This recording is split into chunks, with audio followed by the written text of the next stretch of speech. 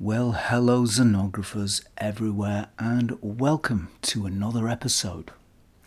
Today we're going to take a look at one of the most mass-produced camera designs ever.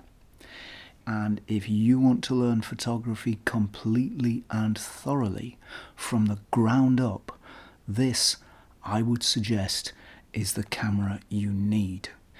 Revolutionary in its day, it's still the best camera to learn photography with. It's really simple to use with no unnecessary complexity, but it's also really difficult too. It's the 1932 Leica 2, or one of the many identical copies by companies such as Fed, Zorki, Reed, Tower, Canon, Shanghai and many others. Of course, you can learn photography on any number of other cameras, most of them easier to use, like a film SLR maybe, or even a DSLR. But if you can master this one, you'll be able to use any other camera pretty much immediately. It's also either in original Leica form or any of the many copies, a great little camera in its own right. It's small, it's pocketable, it's inexpensive if you get one of the Russian versions, and it takes some fantastic images. Some of the world's most iconic shots have been taken with a camera like this. By the way, don't be put off by stories you might hear of poor Russian quality control. The Fed and Zorki versions are excellent cameras, very well made, and, in my opinion, in engineering terms, they're as good as the Leica original. Finish is a different matter. The Leicas are finished beautifully. The engravings are more precise. The surfaces feel like silk, but to actually use, the Leica and the Russians are indistinguishable. To shoot this camera, you need to do 5 things. First, load it with widely available 35mm film. Colour or black and white, the choice is yours. It is a bit of a faff on this camera because you have to trim the film leader, but it's easy enough once you get the hang of it. Second, focus. Now this could be tricky, but luckily this camera is equipped with the latest in 1930s high technology, an optical rangefinder. Look through the rangefinder window on the left, turn the focus ring, and when the 2 images come together, your shot's in focus. Third, compose your shot by looking through the viewfinder window on the right. Fourth, take an exposure reading using a light meter. You could use a fancy new one, but I've found old selenium light meters to be very reliable. Or, possibly the best solution, download a light meter app on your phone. Finally, wind on the film and shoot. Now, this might all seem like a lot of trouble, but to photographers of the 30s, like Henri Cartier-Bresson and Alfred Eisenstadt, it was second nature, and it can easily become that for you too.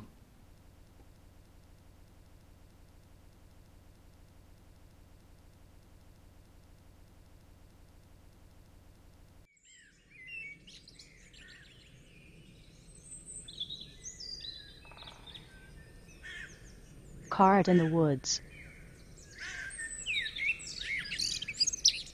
These people are on a cart. They are on a cart in the woods. They are happy because the sun is shining. And they are on a cart. They are on a cart. They are on a cart in the woods, and they are happy.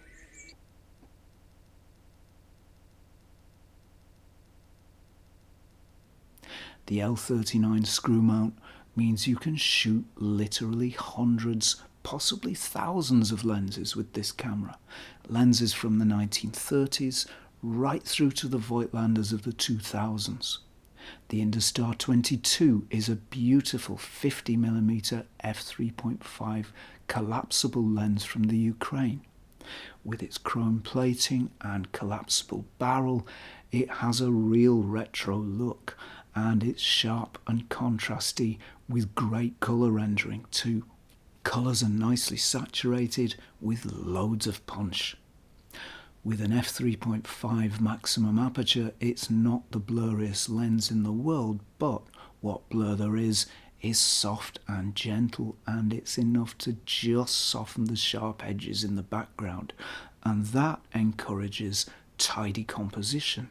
It does lose a little contrast if you're shooting into a light source, but that can be a nice look too. The Leica Summitar f2 is another 50mm lens from the late 1950s. Very cool, very retro, and beautifully engineered. It makes some beautifully soft blur with a very unique character. Soft and smooth and creamy, giving a beautiful feel to images. If you like swirl in your background blur, this lens will provide it. Other lenses will do it, but none quite so nicely as the Leica. I love its colours too, slightly on the warm side, with enough saturation to give a bit of sparkle and a little bit of magic. The Jupiter 9 is a sonar-derived design from Russia. It's an 85mm f2 lens, perfect for portraits, with very delicate and subtle colour rendition. It has a delicate intensity with a soft pastel quality that's unusual and very pleasing. It's one of my favourites for black and white shots too, giving strong blacks and delicate whites, and shades of grey have a silvery quality that really bring the image alive. It's sharp but not too sharp, making images that are beautifully soft. It's a retro sort of look that I like very much, and this lens is one of my personal favourites.